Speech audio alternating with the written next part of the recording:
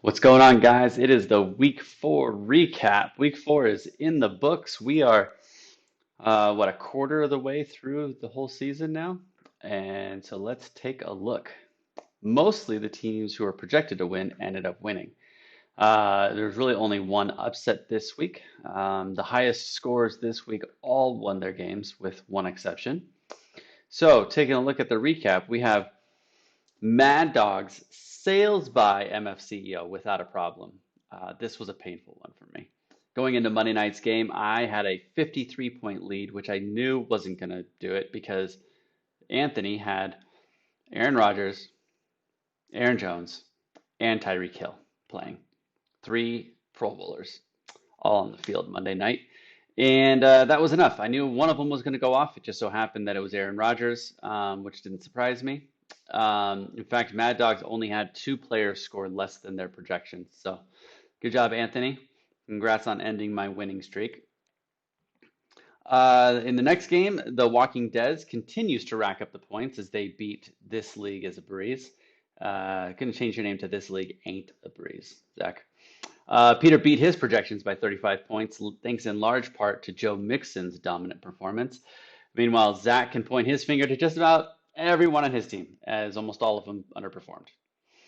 In the Battle of Las Vegas, Check Casher took home all the pot, trouncing Don't Panic by nearly double points. This loss more than doubles Don't Panic's total owed on the season. Ouch. That makes 3 losses in a row, Willie. Check Casher, on the other hand, keeps his spot at the top of the armchair quarterbacks division. He got there by making the second most waiver moves this season, but that's also cost him. Chris, you've only got $27 left in your fab after 4 weeks, so if you need to add more, let me know. Habanos gets a W on his birthday week as he skates past Thunderblender, thanks in large part to Dallas's awful defense, which led to Dallas's offense having to just put up enormous points. Habano's two highest scorers were Dak Prescott and Amari Cooper.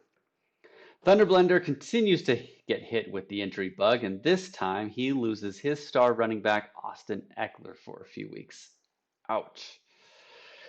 In the battle of birthday dominance, the ghost of Steve Largent squeaks past Batman and Dominance.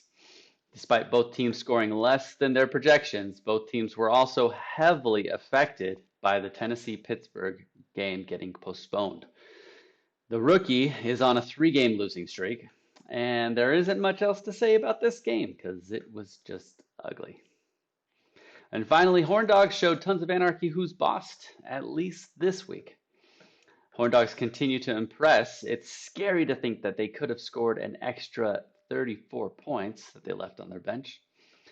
The old commish moves to 3-1, tied for first place in the armchair quarterbacks division with Chet Casher.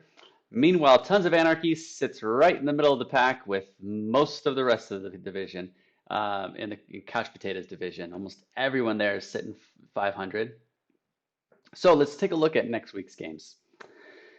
This is our first official bye week with the Packers and the Lions both having byes.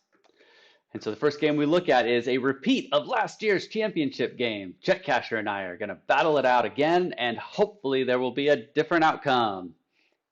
Hopefully I can get a win from you. I don't think I've ever beat Chet Casher, to be honest. Mad Dogs is going to take on the underperforming This League Ain't a Breeze. Mad Dogs is getting hit with the first official bye week of the offseason, and they'll be without their star running back, Aaron Jones, and Aaron Rodgers, but they also have Deshaun Watson on the bench, so kind of a toss-up. Don't Panic is hoping to break their losing streak against the top scoring The Walking Dead. The Walking Dead will be without their top wide receiver, Devontae Adams, for the 3rd week in a row. So I guess that's not really a problem for Peter? I don't know. In the Emerald City Showdown, Thunderblender tries to defend his home turf against the expat, the ghost of Steve Largent.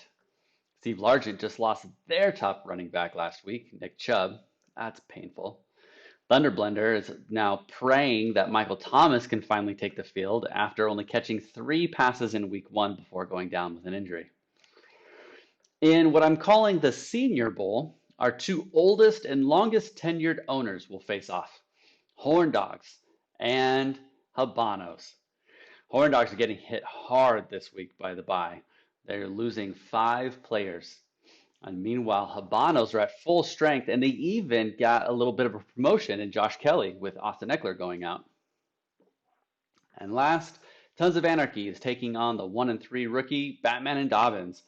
Mark right now is sitting at a 16-point underdog. Meanwhile, Barrett is hoping that his top two wide receivers, Julio Jones and A.J. Brown, are going to be able to suit up this week. As always, guys, get your waiver bids in before midnight Pacific. If you do need to add more to your fab budget, please pay via PayPal first and then let me know how much it is that you need to add. And as always, good luck to everyone this week except for Chris. Hope you lose.